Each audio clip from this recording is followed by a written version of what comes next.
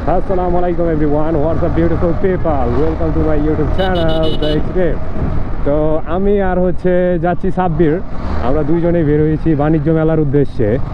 তো 300 ফিট যাওয়া লাগতেছে, আমরা দুইজনেই যাচ্ছি। আর বাকি সবাইরা চলে গেছে নাকি সন্ধ্যাবেলা বের হবে, তারা মাওয়া চলে গেছে। তো মাওয়া থেকে আবার যাবে 300 ফিটের ওইখানে বাণিজ্য মেলায়। আর আজকে আপনারা দেখতেছেন, আরে সাব্বির করা করা ভাই করা করা বাউলি টাউলি দিয়ে আর খেলা কারে কয়।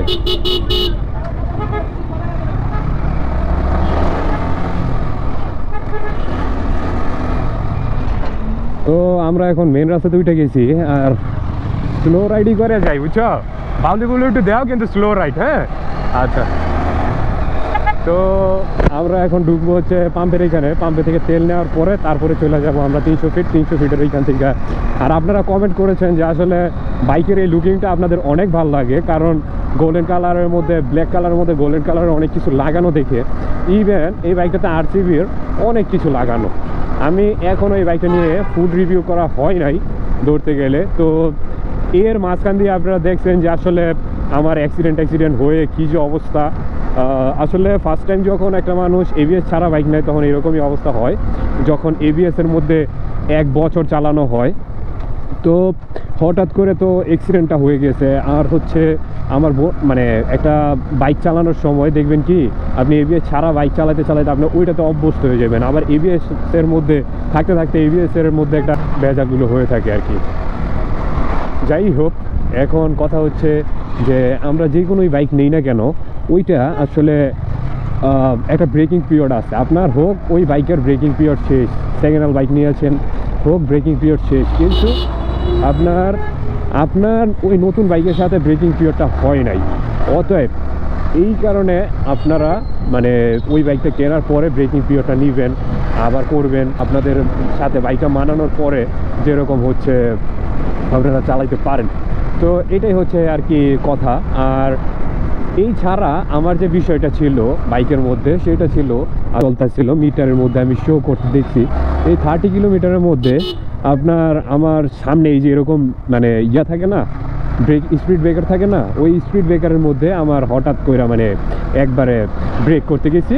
আর ভেজা ছিল, আসলে কুয়াশার মধ্যে আমি সকাল 5টার সময় বের হয়েছি মাওয়া থেকে আসার সময় এটা হয়েছে আর কি। মাওয়ার রাস্তাতে হয় নাই আলহামদুলিল্লাহ, মাওয়াতে আমি ভালো টানছি, এটার ভিডিও এখনও দেওয়া হয় নাই, ওইটার ভিডিও আপনারা পাবেন। আর এই ছাড়া আমার যে মানে টানাটানি হয়েছে ওইখানে আলহামদুলিল্লাহ কোনো সমস্যা হয় নাই, কিন্তু আমার সকালে ঝামেলাটা হয়েছে। তো আল্লাহ তাআলা এই মনে করেন ভালো রাখে এই খারাপ হয়, মানে জীবন যতদিন প্যারা থাকবে ততদিন, এটা সবসময় মনে রাখবেন।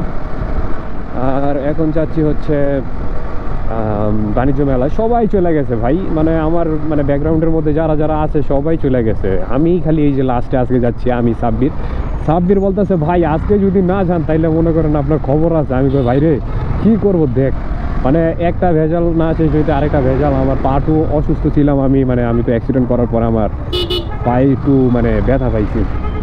তো ব্যথা পাওয়ার পরে এর জন্যই আর কি আমার ঝামেলাটা হয়েছে, ব্লক টক ইত্যাদি কিছুই দিতে পারতাম না।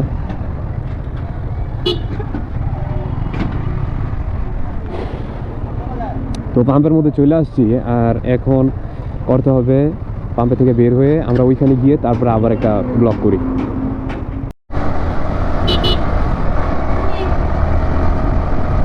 তো আমরা এখন রূপগঞ্জের রাস্তায় উঠে গেছি।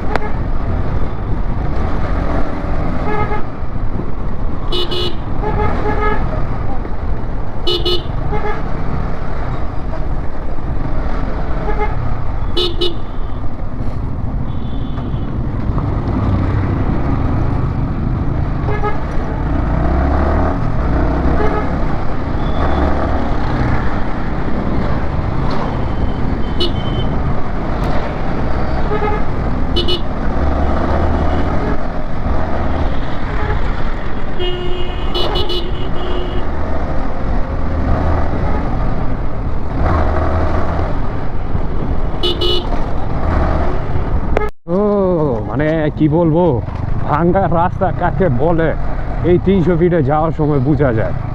ভাঙ্গা রাস্তা, আর কতখানে যে কত কিছু ওভারটেক করে আসা লাগে। আচ্ছা, রাইডিং আর কীভাবে লড়তাছে আর কি, মানে বালুর মধ্যে যখন ইয়া হয়, স্লিপ কাটে, তখন যে কি হয়, মানে ভাঙ্গা রাস্তা আর কি বলবো। জায়গাটা সুন্দর আছে। এইদিকে আসলে রাস্তা ভাঙা টাকার কারণে জায়গা জমির ইয়াটা, প্লটটার দাম একটু একটু কমা যায়। রাস্তা ভালো হইলে প্লটের দাম ভালো হবে। আর রাস্তাগুলো খুবই জঘন্যতম হয়েছে, এদিকে চলে গেলে ওইদিকে যাওয়া লাগে, আবার ওই দিক থেকে এদিকে আসা লাগে, এরকম করেই যাওয়া লাগতেছে। কারণ রাস্তা তো ভাঙা, তো এদিক সেদিক ওই দিক গিয়ে তারপরে যাওয়া লাগে, ভালো জায়গা দিয়ে যাওয়া লাগে আর কি। মানে কবরটা ব্যথা হয়ে যাইতেছে। এমনি হচ্ছে বাসন্তী, আবার এদিক দিয়ে কাজ চলতে আছে, দেখতেই পারতেছেন। রাস্তার উন্নত হইতেছে দরকার পড়লে, তো যাকে এটা কোনো সমস্যা না। রাস্তা উন্নত হইলে আমাদের জন্য লাভ ভালো হবে, রাইডিংয়ের ফোকাসও ভালো হবে। ওই যে ওই দাঁড়ায় রয়েছে, আমি আস্তে আস্তে আসতেছি, কারণ বাসন্তী নিয়ে ওরা টোরা গেলে শেষ। চলো চলো, রাস্তা নির্মাণ কাজ চলতেছে, তো সব গাড়ি ঘোড়া বন্ধ। নির্মাণ কাজটা তো ভেজা লাগবে।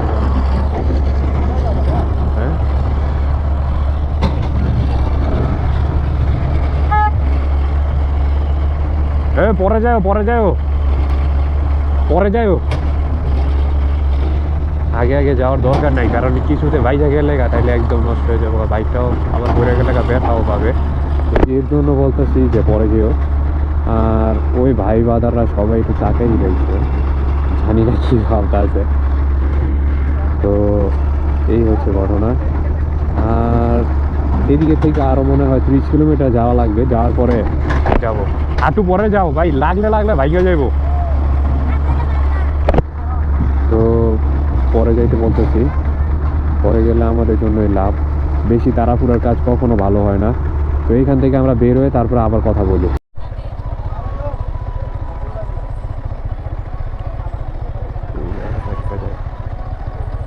তো ভেজাল হচ্ছে যে এখানে জ্যামের লেগে আটকায় থাকতে হবে, আর ফুল রাস্তা জ্যাম।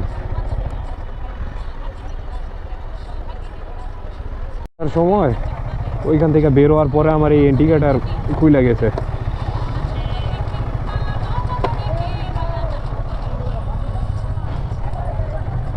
তো ঠিক আছে সব কিছু, হ্যাঁ চলো। তো যেটা কথা,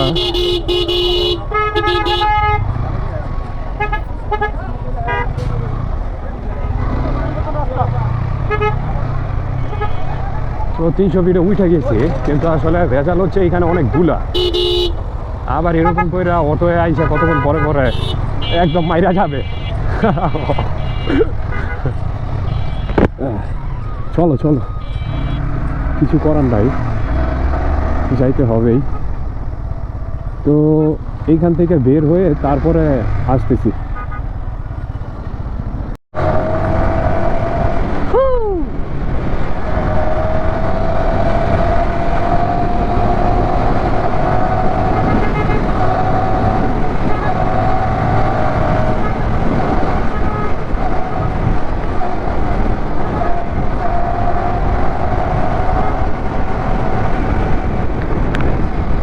আমাদের পরে ওই সাইডে যাইতে হইব।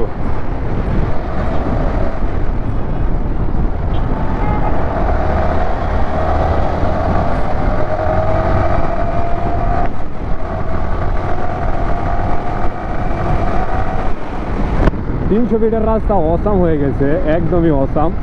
টানলে খালি টানতে মন যাবে, এরকম অসাম হয়ে গেছে রাস্তা। আর এত সুন্দর স্মুথ হয়েছে, মানে বলার বাইরে।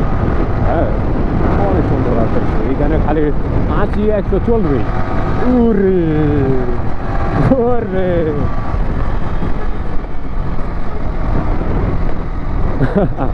সাবধান সাবধান সাবধান, বাইরে থেকে বেরোতে লইছিল। হ্যাঁ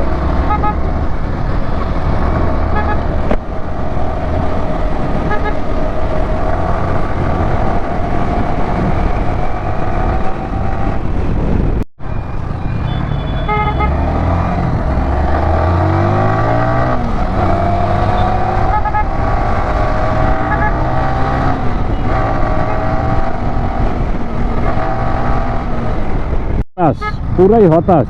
হ্যাঁ হ্যাঁ পুরাই হতাশ আমরা, কারণ হচ্ছে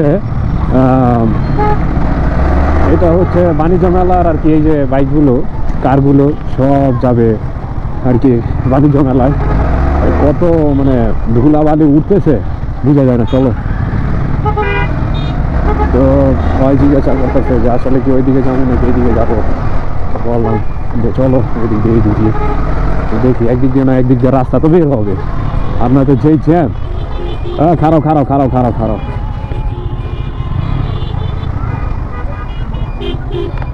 জ্যামের কারণে মনে করেন যে এই দেখেন যে ওই দেখেন, মানে এরকম জ্যাম হওয়ার কারণে আসলে মানুষ চলাফেরাও করতে পারতেছে না। তো ব্যাপারটা হচ্ছে কি যে একটু যদি সাইড করে গাড়িগুলো রাখতো তাহলে কোনো সমস্যা হতো না। এই যে গাড়ি রাইখা দিছে, বড় লোকে তেল একদম 100% বড় লোক হইতে হইব, বুঝছেন? এমনি গাড়ি রেখে যাবো। হ্যাঁ, তো কথা এটা না যে এখন যাই দেখি কি অবস্থা ওইখানে। আগে তো জ্যাম দেখে হয়রান হয়ে গেছি গা, ওইখানে যাই দেখি আলা কি হয়। আবার একটু পরে আসতেছি।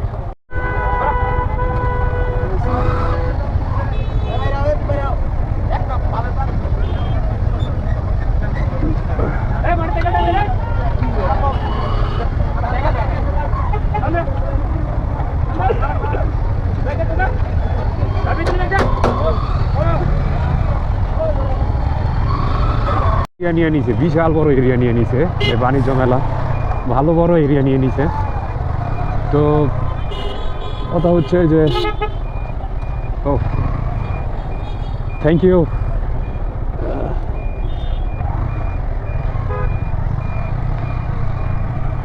তো পুলিশ কাকা আমাদেরকে দেখাই দিল যে আসলে এই দিক দিয়ে, এর জন্য আমরা না না ভাই। তো এইখানে আসছি, আসার পরে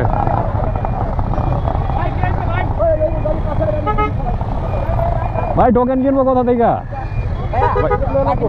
হ্যাঁ ভাই, কত করে? না দিয়ে দেন, এমনি ইয়া ক্যাশই দিয়ে দিন। হ্যাঁ হ্যাঁ ভাই, আচ্ছা। বিকাশে নিলে 15 টাকা, আর যদি বিকাশ ছাড়া নাও তাহলে 30 টাকা। হ্যাঁ হ্যাঁ 30 টাকা আইতাছে। তো এনে হয়েছে কি, মানে টোকেন যদি আপনারা বিকাশ করেন তাহলে পাবেন 15 টাকায়, আর যদি পান মানে বিকাশ না করেন তাহলে। আচ্ছা ভাই, টাটা, বাই বাই। ভাইয়ের সাথে ভালোই মজা করতেছিলাম। আর যেটা বলতেছিলাম, 15 টাকায় টোকেন কিনতে পারবেন যদি বিকাশ হয়, আর যদি 15 টাকা যদি না করতে চান, মানে বিকাশ না করতে চান, তাহলে 30 টাকা পড়বে। আমরা 30 টাকা দিয়েই এখন করতেছি। হ্যাঁ চলো তাইলে। টিকিট লাগবো তো, টিকিটের জন্য এখন বসে আছি। কথা হয়েছে কি, আপনার টিকিট যাতে আপনার কাছে থাকে, নয়তো আপনার টিকিট যদি না থাকে তাহলে বেরোনোর সময় দিবে না। তো এটা গুড আইডিয়া, এটা কোনো সমস্যা নাই।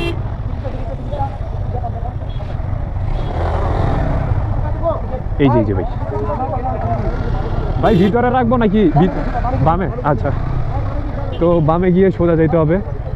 আসো আসো, বামে গিয়ে সোজা যাইতে হবে, কিন্তু আসলে আমার ফ্রেন্ডই আসে নাই এখনো। এই এই এই এই এই দিলে লাভ আর হচ্ছে কমাই দিলে লস, জায়গা ওইটা কোনো সমস্যা নাই। হ্যাঁ হ্যাঁ, এর আগের বার যখন আসছিলাম ভাই 20 টাকা করে রাখছিল না, 40ই ছিল। আমি কিন্তু ফ্রি ঢুকছিলাম ভাই। ও না, এই আগের বছর আমি গেছিলাম, একটা মোটা ভাই ছিল, আমার ক্যামেরা দেখে বলতেছে ভাই ঢুকে যান। দেন দেন,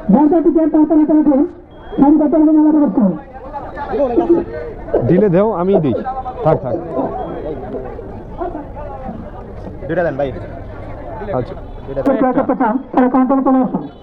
যারা হ্যান্ড ক্যাশ থেকে ক্রয় করতে চান তারা কাউন্টার আসুন এখানে হ্যাঁ দরজা থেকে টাকা হাতে রাখুন হ্যাঁ হ্যাঁ সারিবদ্ধ তো এখন ঢুকি তারপরে মানে নিয়েই গেছে আর দেখাবো কি যেটা নেওয়ার সেটা নিয়েই যাবে কখনো দিবে না তো কথা হয়েছে কি যে আসলে বিরাট বড় করছে এই যে দেখেন কিন্তু আমাদেরকে দিবে না হ্যাঁ হ্যাঁ তো ভেজাল হয়েছে এটা ওই দিক দিয়ে ঢুকে দেখি আচ্ছা ভিতরে আমার ক্যামেরাতে আছে 33% চার্জ ভিতরে একটু ক্লিপ দেখাবো পরে আবার বের হওয়ার সময় আবার একটা ক্লিপ হয়ে যাবে এইখানে যেটা হয়েছে সেটা হচ্ছে এই বাইকের জন্য আমার বাইকটাও রাখা যায় নাই তো এই বাইকটা একটু ওই দিকে নিয়ে গেলে আমি এখানে বেটার রাখতে পারবো হ্যাঁ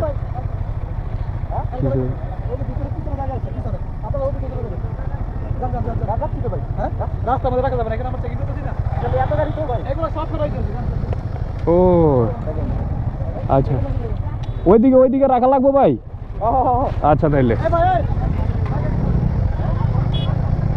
আমি এটা দিয়া বইরা ছুঁয়ে দিছে আইসা পড়েন ভাইয়ের বাইক বের করবে আমরা ভাই আসছি বনশ্রী থেকে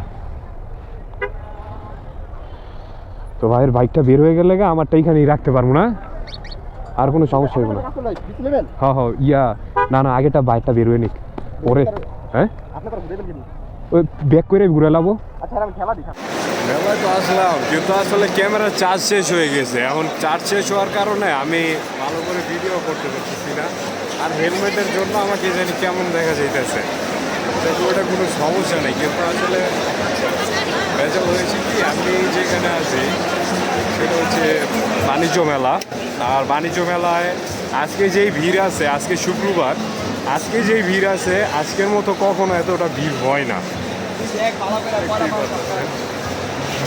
তো মানে এইখানে আমরা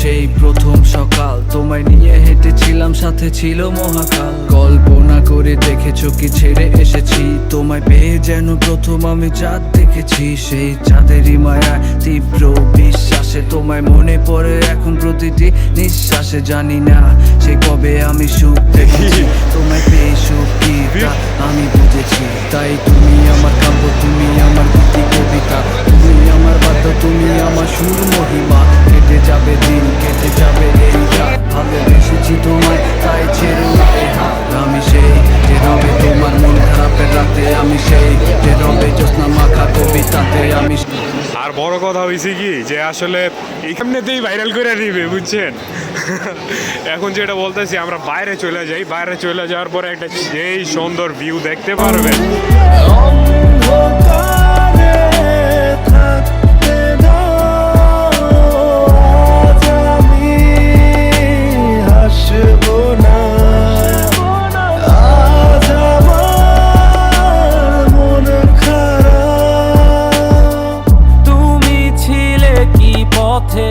যে পথে হেঁটেছি তুমি শুনেছো কি তাই যে নামে ডেকেছি অসময় চেনা গানে হলো পরিচয় শুধু মন খারাপে মানে মিছে মিছে অভিনয় তোমাতেই শুরু তোমাতেই শেষ অবলীলায় আমি নিঃশেষ তোমাতেই শুরু তোমাতেই শেষ অবলীলায় আমি নিঃশেষ